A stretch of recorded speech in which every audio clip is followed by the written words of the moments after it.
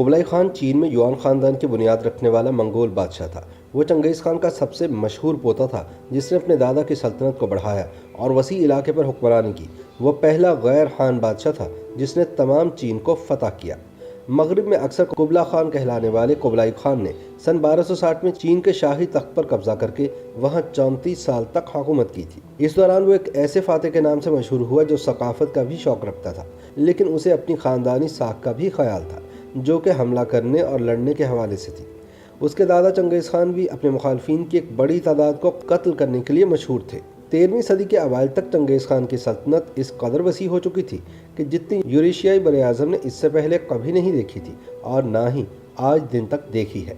ताहम Kublai Khan ने सोच समझकर हुकूमत चलाने वाले हुक्मरान की साख बनाई जो उनके दादा की कत्ल गारत वाली साख से कदरे मुख्तलिफ थी, लेकिन ऐसा अचानक नहीं हुआ था।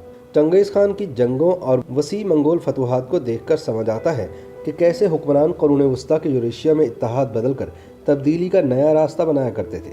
13वीं सदी के वस्त में मंगोलों ने चीनी सोंग खानदान के साथ मिलकर अपने बाहमी दुश्मन जोचन के खिलाफ कामयाब इत्तेहाद बनाया, लेकिन जब उन्होंने जोचन लोगों को शिकस्त दी तो फिर वो सोंग के भी खिलाफ हो गए। चंगेज़ खान का इंतकाल 1227 में हुआ था और मुख्तलिफ जानशीनों के बाद उनके पोते कुबलाई खान की बारी आई कि अब वो फतूहात के मिशन को आगे बढ़ाएं।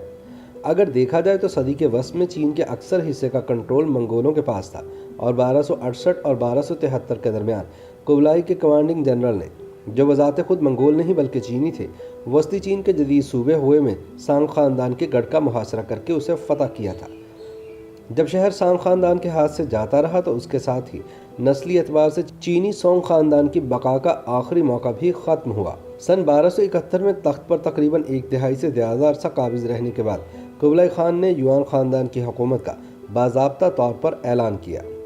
गैर मामूली तौर पर उन्होंने अपना लक़ब अज़ीम खान ही रखा, जिससे चाहे बराए नाम ही सही यूरेशिया में दूसरे ख़ानदानों पर इनका असर और रसूख तो कायम रहा। ये पहला मौका था जब मुल्क पर किसी ऐसे ख़ानदान की हुकूमत कायम हुई जिसका ताल्लुक रिवायती तौर पर चीनी सरजमीन से नहीं था, और ये आखिरी भी नहीं थी। 1644 से 1912 तक चीन के हुक्मरान मोनचोज रहे जिन्होंने चंग ख़ानदान के तौर पर हुक्मरानी की।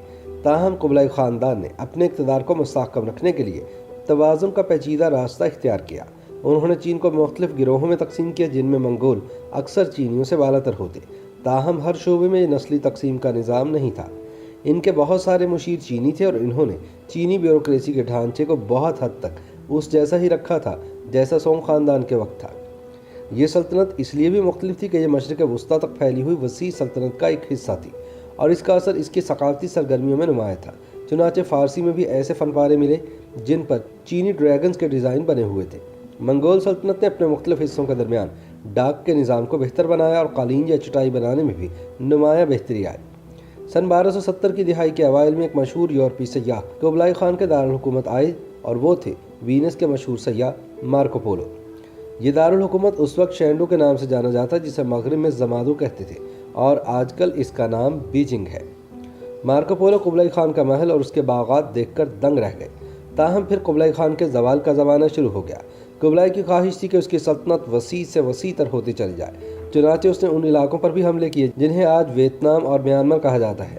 1271 और 1284 में कुबलाई का जापान पर नाकाम हमला भी इसी तोसी पसंदाना ख्वाहिश का हिस्सा था। कहा जाता है कि जापान पर हमले के लिए भेजी जाने वाली कश्तियों को अल्लाह की तरफ से भेजी जाने वाली तेज़ आसमानी हवाओं ने तबाह कर दिया था।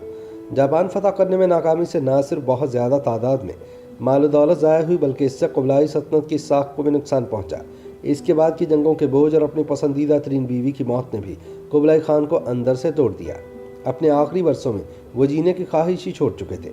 नतीजा ये हुआ कि वो अपनी परवाह करना छोड़ गए, ज़्यादा खाने लगे, मोटे हुए और फिर जोड़ों के दर्द में मुब्तला हो गए। कुबलाई खान 78 साल की उम्र में सन 1924 में इंतकाल कर गए। ताहम उनका युआन ख़ानदान चीन पर सन 1368 तक मज़ीद 100 साल तक हुकूमत करता रहा और उसने इस तरह एक नई मिसाल कायम की। YouTube पर गूगली न्यूज देखने के लिए youtube.com की सर्च बार में गूगली न्यूज टीवी टाइप करें। गूगली न्यूज के पेज पर सुर्ख रंग के सब्सक्रिप्शन वाले बटन पर क्लिक करना ना भूलिए। YouTube पेज पर अपलोड होने वाली वीडियो से बाखबर रहने के लिए बेल आइकन पर क्लिक कीजिए। आपको हर नई वीडियो के बारे में नोटिफिकेशन मौसूल हो जाएगा।